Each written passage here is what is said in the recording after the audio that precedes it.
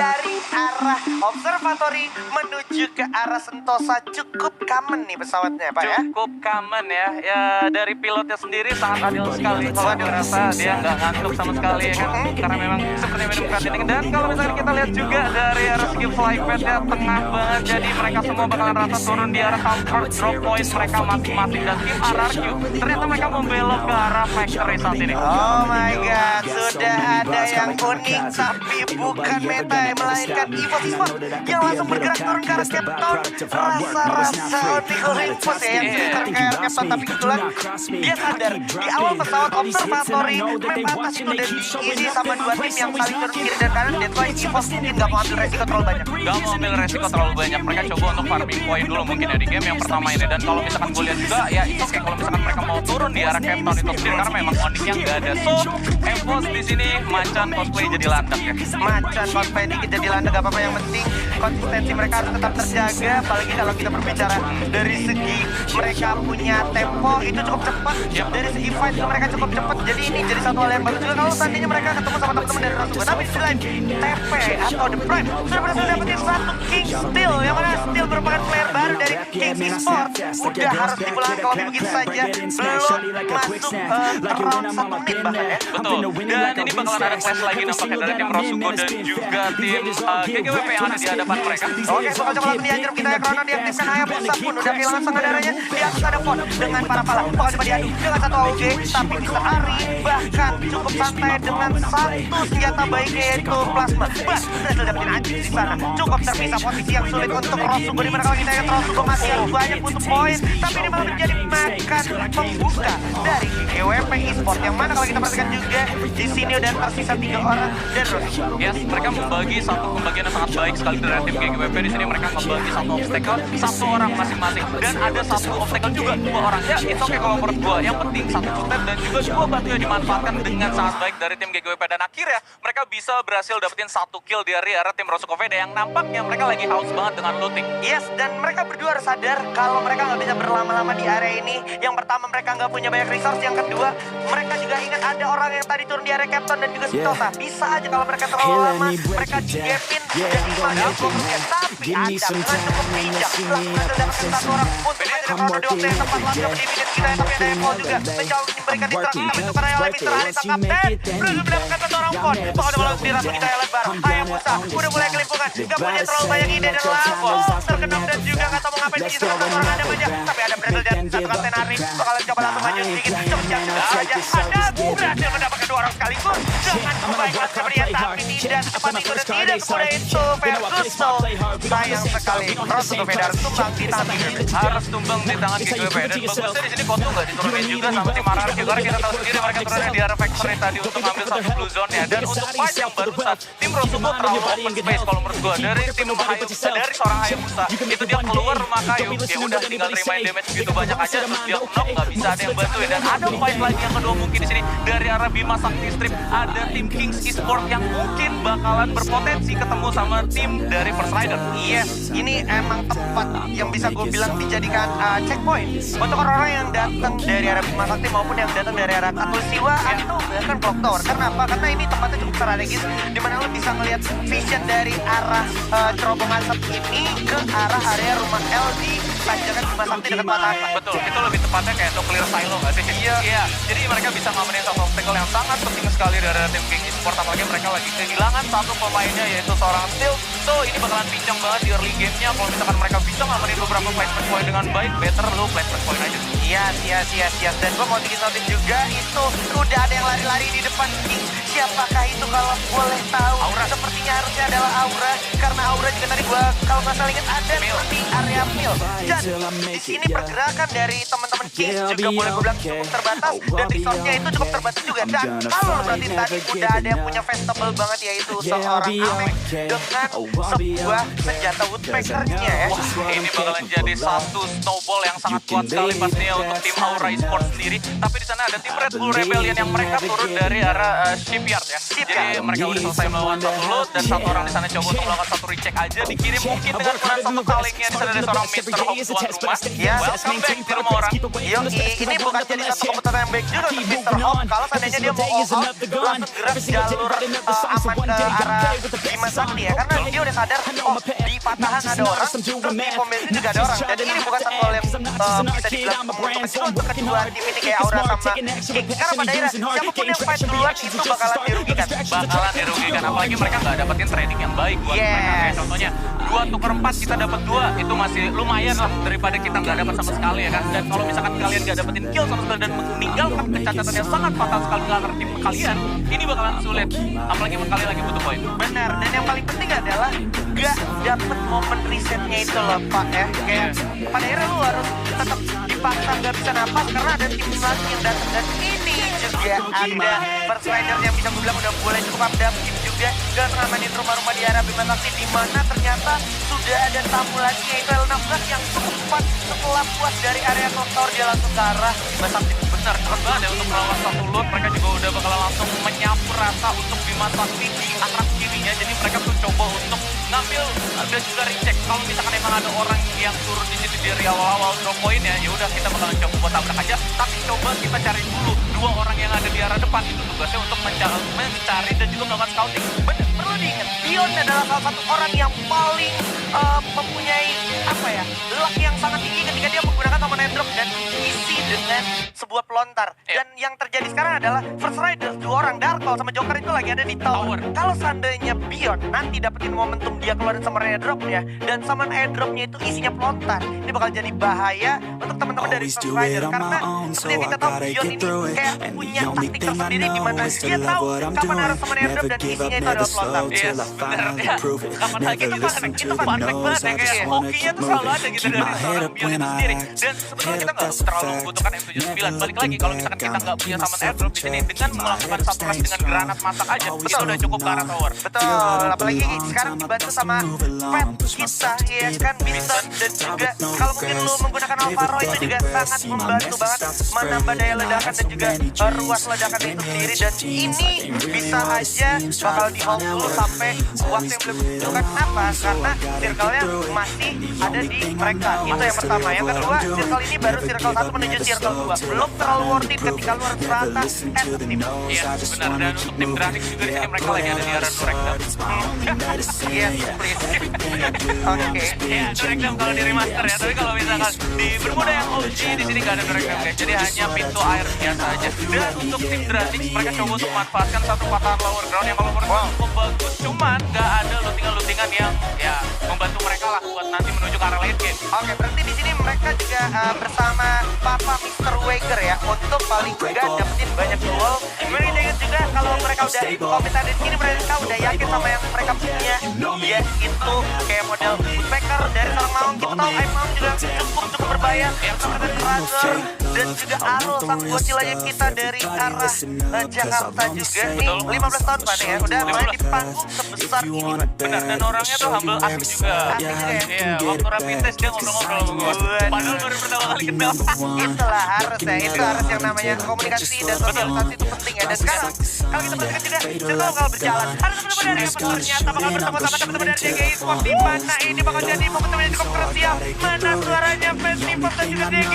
Tembakan dari arah main juga udah bergerak secara straight dengan sebuah parapalnya. Bakal cepat tembak dulu sambil dipantau. Di luar zona ada terlihat udah ada soal pelitaran. Bakuan mungkin saja cross diaktifkan, tapi teman-teman dari DGI Sport lebih memilih untuk masuk ke circle berikutnya dan memaksa teman-teman dari EVOS-nya harus tertahan. Gak bisa berbuat banyak, tapi udah ada upaya dari teman-teman DGI Sport ke arah EVOS. Sendirian aja jangan di bawah, ternyata cukup sulit, posisinya cukup keras juga. Dan udah terlihat circle bakal gerak ke arah Bima. Bakal jadi perang antara DG melawan EVOS. Mister 05 dengan vektornya berdua dapat dijawab.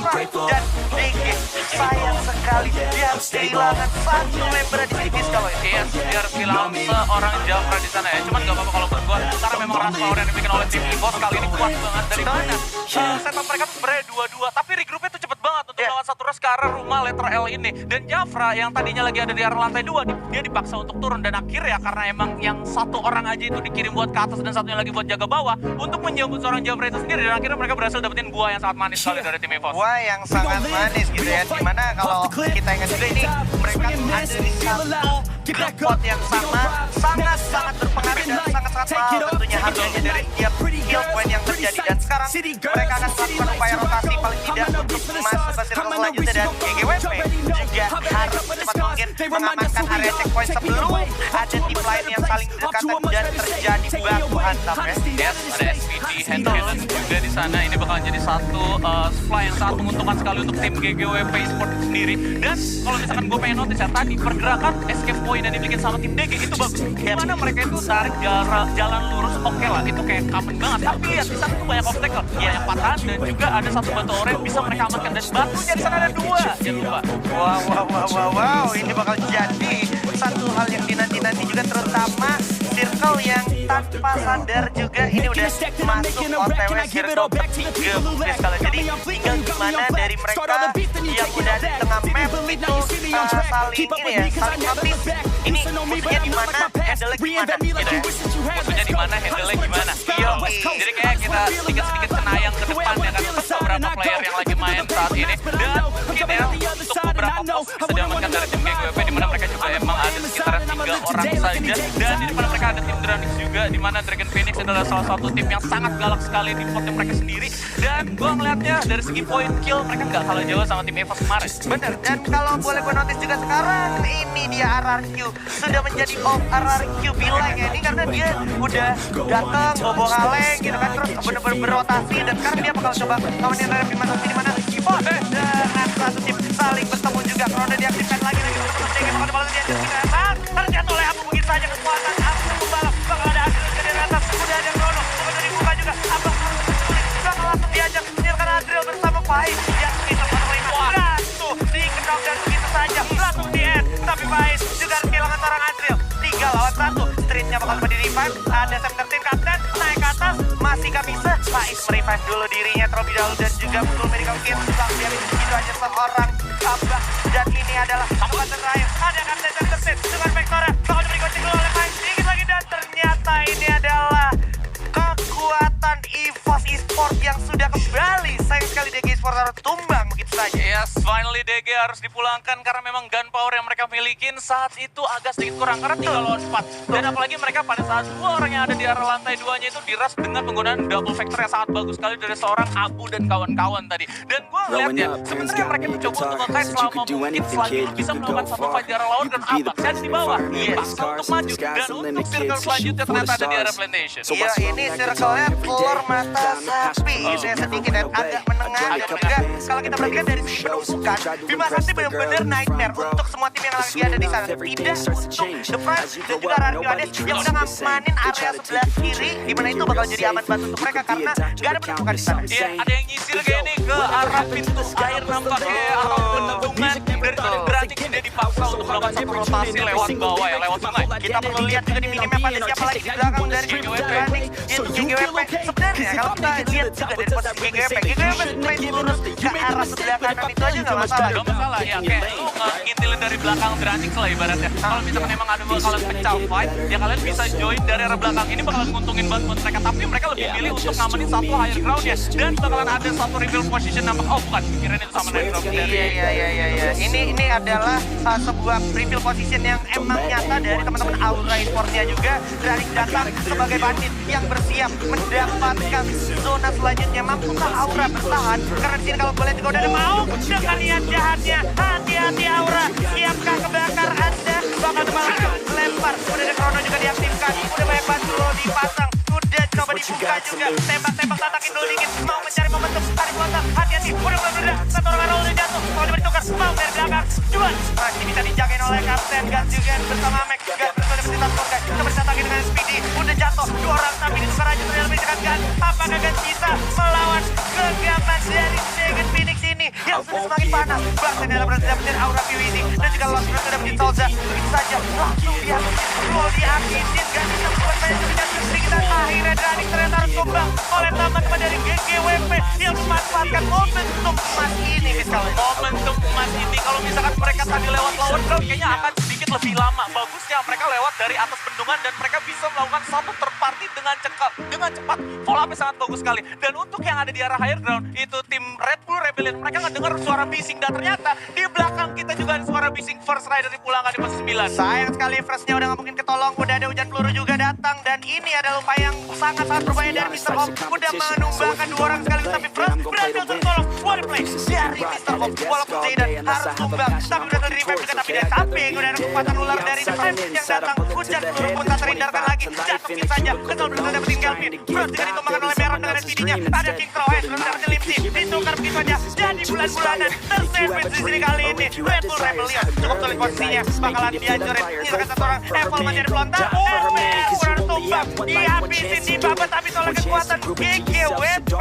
Dan sekarang tersisa The Prime yang juga sudah kehilangan 1 orang Limsy. Gokil, GGWP 9 poin kill saat ini dan mereka masih bisa dapetin poin kill lebih banyak lagi puni-puni, apalagi untuk placement poinnya mereka bakal lebih banyak lagi karena 3 orang melawan 1. Di depan masih ada 1 player Aura lagi di sana nih. Yos dan Alan of God seperti biasa bakal bermain lebih konsisten untuk mengamankan placement point, dimana kali ini perhatikan juga RRQ seperti biasa agar coba diperhatikan lagi karena RRQ bakal bermain sangat-sangat kejam di dalam zona terakhir, dimana kalau kita ingat juga udah bakal ada head juga dengan beretanya bakal mengunci pergerakan dari GGWP. Tatakin, tembak, ada guys juga tumbang di tangan peluru. Head sudah tiba, udah gak bisa ketolong lagi barnya. Meron membuka keluar, tapi sepertinya tidak tepat kebetulan dan harus dihabisin saja permain dari GGWP yang harus kuat di posisi ke-6. Ada RRQ melawan Import, bakal dibalas Demokis. Import harus kuat di posisi ke-5 oleh kekuatan teman-teman dari RRQ Hades. Menyisakan pasif sekarang, RRQ Hades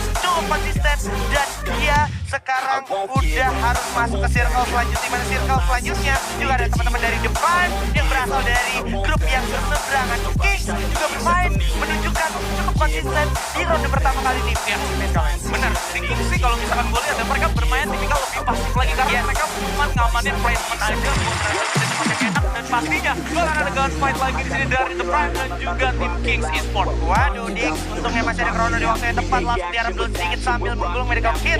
Circle udah bakal berjalan, mau tidak mau di samping ada Ellen of God. Ellen of God bakal mendapatkan momentum pasnya kali ini, mampukah Ellen of God bisa berhasil dapetin Buya atau dari arah Hades karena sekarang malah serang untuk Kings dan juga Prime yang mana kita perhatikan setelah lagi akan terjadi. Coba ditembak, double vector dipegang oleh seorang Kibong. Ada Bronze juga, tapi masih ditandul. Bakal dibalas dia. Kita yang 1 orang jatuh, 2 orang udah jatuh juga. Ada Dix bakal coba maju dan ya udah mulai meledak. Ada kesempatan dalam kesempitan dari arah yang perlu diamankan. Batman coba nyedepan di sini. Negara yang biasa coba tatakin ke arah Bion. Tapi Bion masih punya peluang yang sangat tepat sekali. Bakal coba langsung manjir begitu saja. Rulgutan yang berhasil dapetin orang. Maju ke depan sedikit. Coba jam-jam. Mundur ke belakang. Batman kebingungan. The Prime harus kuat di posisi ke-4. Bakal coba langsung jatuhin habis. Bion masih kuat di area atas. Tenang banget Bion sang top global kill kita. Dan Kings juga kuat di posisi ke-3. Tersisa RRQ melawan IOG. Beda pot. Tapi bakal jadi momentum yang sangat menyerukan kali ini. Udah ada Bion yang harus terkena dan masih ada sang Batman dengan double barrel langsung ditatakin habis. Digerus. Masuk ke circle terakhir. Sulit banget dan terkuat di bumi juga. Dan ini dia kekuatan RRQ Hades. 8 total poin kill akhirnya tim RRQ kembali ngeklaim 1 crown-nya yang gila. Wow. Tanda tanya. Ini